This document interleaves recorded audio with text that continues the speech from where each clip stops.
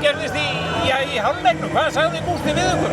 Herðu, bara, hvað sögðum við ekki? Við ákveðum bara að fara svona dálítið andlegu hliðina í þetta og bara peppa okkur í gang. Það bara vantaði stemninguna í fyrri hálfleik einhvern veginn hjá okkur.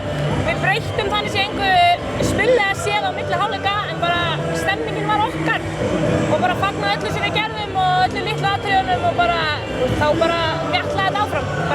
Við byrjuðum á að skora þetta 5 fyrstu mörkin og Hafdís náttúrulega lokar markinu og þar verða hálfur hrettar.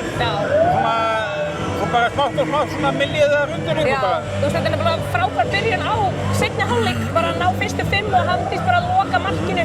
Bara liðsheildin í þessu liði bara, þú veist, þetta gerist ekki betra sko. Nei, þetta var mikil stakkaskipti sem urðu þarna. Heldur betur sko. Þannig að já, bara þið eru þá líklega til að fara að klára þetta á mánudaginn. Já, nákvæmlega, bara ef við höldum áfram að spila svona þá er það alveg möguleiki sko.